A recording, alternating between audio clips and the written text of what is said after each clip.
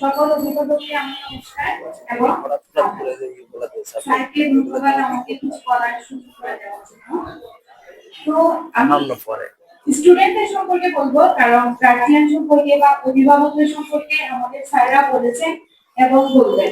আপনি যখন হঠাৎ করে সারপ্রাইজগুলো দেন আপনারা কি আসলে আমার ওদের সাথে সময় দেওয়া হয় না, কারণ আমার ভার্সিটিতে অনেক প্রেসার থাকে, রেগুলার ক্লাস করা লাগে, ল্যাব করা লাগে। তো ওদের আমি মাঝে মাঝে এক্সট্রা ক্লাস নিই বা অনলাইনে একটু সময় দিই, কিন্তু রেগুলার সময় দেওয়া হয় না। তো সেই জন্য আমি ওদের উদ্দেশ্যে কিছু বলতে চাই। তো প্রথমে বলবো যে আমাদের স্টুডেন্টদের, আমাদের কারোই কিন্তু পড়তে ভালো লাগে না, ঠিক আছে? কারো কি পড়তে ইচ্ছে করে? বলো তো, পড়তে ইচ্ছে করে না, কিন্তু কিন্তু পড়া হয় কেন? গার্জিয়ানদের গার্জিয়ানদের প্রেসারের জন্য। ওনারা প্রেসারাইজ করে বা ওনাদের ভালো বা ওনাদের যেন একটু আনন্দ থাকে, ওই উদ্দেশ্যে আমরা করি।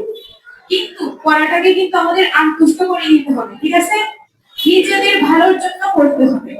প্রথমত হচ্ছে, ঠিক আছে, আমাদের মা বাবা পরিশ্রম করতেছে, সেজন্য আমাদের পড়ালেখা করতে হবে। দ্বিতীয়ত, আমাদের জীবনে সফল হওয়ার জন্য কিন্তু আমাদের পড়তে হবে। যেমন আমরা সবাই চাই পরীক্ষাতে এ প্লাস পাইতে, চাই কিনা বলো?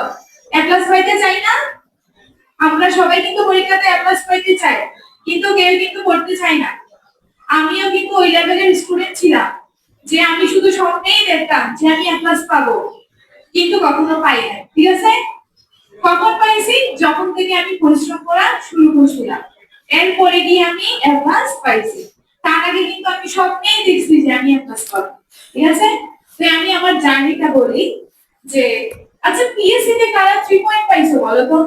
3 পয়েন্ট কেউ পাইছো পিএসসি তে? নাকি এর বেশি? এর বেশি না কম? আচ্ছা, পিএসসি তোমরা দাও নাই? আচ্ছা, আমি মনে করি পিএসসি তে অ্যাট লিস্ট তোমরা 3.0 থেকে বেশি পাবা, ঠিক আছে? কিন্তু আমি এটা পাইছি না। ক্লাস 5 এর বার্ষিক পরীক্ষা, এই তো ক্লাস 5 এর বার্ষিক পরীক্ষা, এটাতে কে কত পাইছো? 3 পয়েন্ট পাইছো কেউ? দেখো, এর থেকে বেশি পাবা আমি মনে করি, কারণ তোমাদেরকে তো আমি একটু বলে বলছি। তারপর জিএসসি কে দিছিলা? জিএসসি ওদের হয় না। তারপর এসএসসি তো এখন দিচ্ছে, ঠিক আছে? তো দেখো, আমার রেজাল্ট খুবই খারাপ ছিল। প্রথমে তো পিএসসি তে ছিল, যেটা ক্লাস 5 এর বার্ষিক পরীক্ষা, সেটাতে আমি পাইছিলাম 3.00। তারপরে জিএসসি তে পাইছিলাম 4.43, মানে একটু উন্নয়ন হয়েছে। তারপরে এসএসসি তে পাইছিলাম 4.83, কিন্তু এসএসসি তে কিন্তু আমার এ প্লাস পাওয়ার কথা ছিল। এখন এখন দেখেন, স্টুডেন্টরাও দেখো বা গার্জিয়ানরাও দেখেন, আমি নিজের কথা বলতেছি স্টুডেন্টদেরকে অনুপ্রাণিত করার জন্য। কেউ আবার কিছু বলবে না, মনে করবে না, ঠিক আছে? যে অনেকে তো বলে নিজের জীবন নিজে বাঁচাচ্ছে, ঠিক আছে? আমি কিন্তু ওদেরকে অনুপ্রাণিত করার জন্য বলতেছি। তো করোনা ভাইরাস তো আসছিল, সবাই জানি, 1 বছরের মতো ছিল। আমার জার্নিটা আসলে তখনই শুরু হয়, তখনই আমি অনেক পরিশ্রম করা শুরু করি। তখনও কিন্তু ডেফিনেশনই ছিল, আমি ডেফিনেশনের কোচিং সেন্টারে স্টুডেন্ট ছিলাম, ঠিক আছে? তখন হয়তো কোচিংটার নাম অন্য কিছু ছিল, এখন সবাই আমরা জানি কোচিংটার নাম ডেফিনেশন। এবং আমরা চাই যে আরো অনেক বড় হোক কোচিং সেন্টারটা, ঠিক আছে? আপনারাও চান না যেন বড় হোক, ঠিক আছে? তো করোনা ভাইরাস যখন আসছিল, তখন তো সব স্কুল কলেজ বন্ধ ছিল। তখন আমি হাতে অনেক সময় পেয়েছিলাম, এবং তখন আমি গাইডলাইনও পাইছিলাম এই কোচিং থেকে, যেটা আমি আগে কিন্তু পাই নাই। আমাকে আগে কিন্তু কেউ বলে নাই যে এইভাবে পড়া লাগবে, তোমাকে এ প্লাস পাওয়া লাগবে, এটা কিন্তু কেউ বলে নাই। কিন্তু আমরা এখন সব স্টুডেন্টকে কিন্তু বলি যে তোমাদের এ প্লাস পেতে হবে, ভালো ভার্সিটিতে চান্স পেতে হবে। কিন্তু আমাদের সময় কিন্তু এটা কম পাইছি। যখন থেকেই পাইছি তখন থেকেই আমরা পরিশ্রম করা শুরু করছি। তো তোমরা কিন্তু এখন থেকেই পাচ্ছ, তাহলে তোমাদের এখন থেকেই কি করতে হবে? পরিশ্রম করতে হবে, সকল অভিভাবকদের স্বপ্ন পূরণ করতে হবে। তো আমি আবার আমার জীবনের মধ্যে আসি, কথাটা বলি যে ক্লাস 9 থেকে আমি আমার, আচ্ছা, বাসন্তী স্কুলের কে কে আছো এখানে? আমি কিন্তু বাসন্তী স্কুলে। তো অনেক তো বাসন্তী স্কুলে আছে, কেউ নেই। আমি কিন্তু তোমাদের সিনিয়র, তাহলে আমি বাসন্তী স্কুলে ছিলাম। তো ক্লাস 9 থেকে আমি আমার পরিশ্রমটা শুরু করি। তারপরে এসএসসি আসে, কিন্তু আপনারা জানেন যে এসএসসি তে কিন্তু ফুল সিলেবাসে পরীক্ষা হয় না, শুধু আমাদের 3টা সাবজেক্ট হয়েছিল, ঠিক আছে? তো এই 3টা সাবজেক্টে 300 মার্ক, তো এটাতে আমার 300 তে 298 থাকার পরেও কিন্তু আমার এসএসসি তে এ প্লাস আসে নাই। কেন আসে নাই? কারণ তখন নাম্বার কিন্তু জিএসসি থেকে নিছিল। আমার জিএসসি তো বললাম যে আমার পিএসসি জিএসসি রেজাল্ট খারাপ ছিল, জিএসসি ছিল 4.43। তো আমার 300 তে 298 পাওয়ার পরেও কিন্তু আমার এসএসসি তে এ প্লাসটা আসে নাই, শুধুমাত্র জিএসসি কারণে, ঠিক আছে? আরেকটা কথা বলি, আমি কিন্তু ইংলিশে অনেক দুর্বল ছিলাম। আর এই এলাকা বলবো না, গ্রামের স্টুডেন্টদের ম্যাক্সিমামেরই দুর্বলতা কিন্তু ইংলিশে আর গণিতে। ইংলিশে দুর্বল কেন? কারণ গার্জিয়ানরা বা অভিভাবকরা কিন্তু অনেক সময় ওনাদের চাকরির কারণে সময় দিতে পারে না। ওই ইংলিশে কিন্তু স্ট্রং হতে হয় ছোট থেকে। ছোট থেকে তুমি যত প্র্যাকটিস করবা, যত শব্দার্থ করবা, তত তুমি ইংলিশে স্ট্রং হবা। কিন্তু আমাদের গার্জিয়ানরা হয়তো ওই সময়টা পান না, ঠিক আছে? পরিশ্রম করার পর ওনারা ক্লান্ত হয়ে যায়, সময়টা দিতে পারে না। ঠিক সেম আমার গার্জিয়ানের ক্ষেত্রে এমন হয়েছিল যে আমাকে একটু কম সময় দিতে পারতো, বা ওনারা ওটা বুঝতো না যে পড়াতে হবে আমার ছেলে মেয়েকে, মানে একটু সময় দিয়ে পড়াতে হবে। ওনারাও টায়ার্ড হয়ে যাইতো, যার কারণে আমি ইংলিশে খুবই দুর্বল ছিলাম। কিন্তু ওইটাও কিন্তু আমার একটা সংগ্রাম ছিল ইংলিশটাতে ভালো হওয়া। কারণ এই যে বিষয় হচ্ছে, ইংলিশে যদি ভালো না হয় কোনোভাবেই ভালো রেজাল্ট করা সম্ভব না, ঠিক আছে? তো ইংলিশে ভালো না করে তুমি এসএসসি এইচএসসি পাস করলেও ভার্সিটিতে কিন্তু তুমি টিকতে পারবে না ইংলিশ যদি না পারো। তারপরে চাকরিতেও কিন্তু ইংলিশ লাগবে। সেজন্য আমি প্রত্যেক স্টুডেন্টকে বলবো, তুমি এখন থেকে ইংলিশে স্ট্রং হও, না হলে কিন্তু তোমাদের পরে পস্তানো লাগবে। মানে পস্তানো না, কান্নাকাটি করা লাগবে, ঠিক আছে? এখন থেকেই তোমরা ইংলিশে স্ট্রং হও। তারপরে আমার এসএসসি গেল, এসএসসি তেও আমি মন খারাপ করছিলাম যে আমার এসএসসি এত পরিশ্রম করার পরেও আমার এ প্লাসটা আসলো না। তখন আমার আসছিল 4.83। কিন্তু আমি কিন্তু আমার পরিশ্রম ওখানে ছেড়ে দিই নাই, তখনও আমি আমার পরিশ্রম কন্টিনিউ করতেছিলাম। কারণ আমার লক্ষ্য ছিল আমাকে এ প্লাস পেতেই হবে, এবং এখনো আমার লক্ষ্য হচ্ছে আমাদের জীবনে সফল হতে হবে, এবং এই জন্য আমি সবার আশীর্বাদ কামনা করি। তো তারপরে আমার এসএসসি তে 4.83 আসলো। আমার তো ভালো কলেজ আসবে না, কারণ ভালো কলেজের জন্য তোমাদের এ প্লাস দরকার।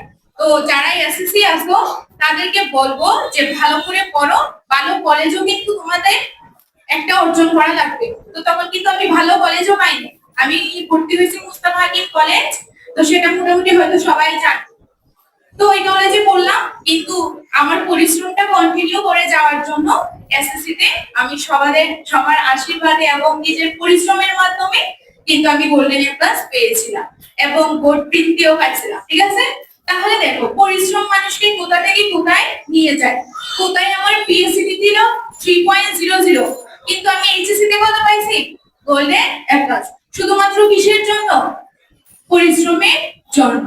দেখো, সবার মধ্যে কিন্তু ভগবান বা সৃষ্টিকর্তা সেম পরিমাণ কি দিয়ে দিছে? এনার্জি বা ক্ষমতা দিয়ে দিছে, যেটা আমাদের মধ্যে সুপ্ত অবস্থায় থাকে। সেটাকে আমাদের কাজে লাগাতে হবে। কিভাবে কাজে লাগাবো? সেটা আমরা কাজে লাগাবো পরিশ্রমের মাধ্যমে। দেখো, তুমি যদি প্রত্যেকদিন মুখস্থ করো, তাহলে তোমার মুখস্থের ক্ষমতা কিন্তু বেড়ে যাবে। পড়া শেষ করে ফেলতে হবে। দেখো, তুমি যখন একটা ভালো প্রতিষ্ঠানে যাবে, যেমন আমার এইচএসসির পরে আমার এডমিশন টেস্ট, বিশ্ববিদ্যালয়ে ভর্তি পরীক্ষা, তখন কিন্তু মোটামুটি আমি সব ভার্সিটিতেই চান্স পাইছি। লাস্টে আমি ভর্তি হইলাম কি চুয়েটে, ঠিক আছে? চুয়েট তো আমরা চিনি মোটামুটি, এবং চিন্তা হবে কিন্তু এটা। কারণ তুমি যদি বিশ্ববিদ্যালয় সম্পর্কে না জানো, তাহলে তোমার স্বপ্ন বড় হবে কেন? স্বপ্ন বড় করা লাগবে, তাহলে কিন্তু হবে না। স্বপ্ন ছোট থাকলে এটা হবে না, স্বপ্ন অনেক বড় হতে হবে, তাহলে ছোটটা হলেও তুমি পাবা। আর স্বপ্ন যদি ছোট থাকে, তাহলে দিন শেষে এটা হারাই যাবে, কোথায় তুমি খুঁজে পাবা না। তারপরে চুয়েটে ভর্তি হলাম। এখন দেখবা, যখন তুমি একটা ভালো ভার্সিটিতে চান্স পাবা, তখন দেখবা তোমাকে সকলে একটা অন্য চোখে দেখবে। তোমার নামে যারা পেছনে খারাপ বলবো, তখনই তোমার সামনে সবাই সুনাম করবে, ঠিক আছে? সেই জন্য ভালো একটা ভার্সিটি পাওয়া। আর তোমরা কি এটা জানো না, সঙ্গ দোষে কি ভাসে? লোহা ভাসে, ঠিক আছে? তারপর সঙ্গটাও কিন্তু ঠিক রাখবা। তো সেই জন্য বলতেছি, ভালো ভার্সিটিতে চান্স পাওয়া অনেক বেশি গুরুত্বপূর্ণ। তখন দেখবা তোমার লাইফস্টাইল যে জীবনযাত্রার মানটা একটু হলেও চেঞ্জ হবে, তখন দেখবো তোমার অন্যরকম একটা তুমি দেখতেছো, বুঝছো? তো সেই জন্য ভালো একটা ভার্সিটিতে চান্স পাওয়া লাগবে। স্টুডেন্ট বলবো না, আরো অনেক বাংলাদেশের যে কোনো একটা পাবলিক ভার্সিটিতে তোমাদের চান্স পাইতে হবে। সেই জন্য কিন্তু এখন থেকেই টার্গেটটা, লক্ষ্যটা সেট করে রাখতে হবে যে আমাকে এই জায়গায় চান্স পেতেই হবে, কেউ আটকাতে পারবে না। সেই পরিশ্রম করে যাবা। এবং দিন শেষে দেখো, সৃষ্টিকর্তা যদি না চায় তুমি পরিশ্রম করলেও কিন্তু হবে না। তো সেটা পরে দেখা যাবে, আগে তো আমাদের পরিশ্রম করতে হবে। সেই জন্য সবার অবশ্যই পরিশ্রম করা লাগবে। দেখো আমি কিন্তু তোমাদের ক্লাস নিই না, মাঝে মাঝে নিই, তাও 9, 10 ওদের এসএসসি তে, কিন্তু 6, 7, 8 ওদের কিন্তু নেওয়া হয় না। তাও কিন্তু আমি রেজাল্টটা দেখলাম, রেজাল্ট দেখে বুঝলাম যে তোমাদের অবস্থা কিন্তু ততটা ভালো না। তোমাদের ভালো করে পড়তে হবে, কারণ আমাদের অভিভাবকরা আমাদের জন্য কতটা না পরিশ্রম করে, যাই বলি তাই এনে দেয়। তা শুধুমাত্র কিসের জন্য? আমাদের ভবিষ্যতে যেন ভালো করতে পারি, আমরা যেন ভালো রেজাল্ট করতে পারি। আমাদের অভিভাবকরা একটাই চায়, এত কিছু করে যে দেখো ভালো রেজাল্ট করলে তো আমাদেরই ভালো, সাথে অভিভাবকদের একটু কি ওনাদের একটু শোনাও হবে যে আমার ছেলে মেয়েটা ভালো করছে, ওনারা একটু আনন্দ পাবে, এতটুকুই, ঠিক আছে? কিন্তু দিন শেষে কিন্তু জীবনে ভালো কিছু হবে তোমাদের। তো আশা করি তোমরা আমাদের জীবন থেকে অবশ্যই কিছু শিখেছো, মানে বুঝতে পারছো যে পরিশ্রম মানুষকে কোথা থেকে কোথায় নিয়ে যায়। তো তোমরা সবাই পরিশ্রম করবা, সবাই জীবনে সফল হও, এটাই আমি চাই। সবাই পরীক্ষায় এ প্লাস পাও, ঠিক আছে? আর সকল অভিভাবক অবশ্যই আমাকে আশীর্বাদ করবেন যেন আমি আমার লক্ষ্যে পৌঁছাতে পারি। এই বলে আমি আমার বক্তব্য শেষ করলাম। সবাইকে নমস্কার এবং আদাব।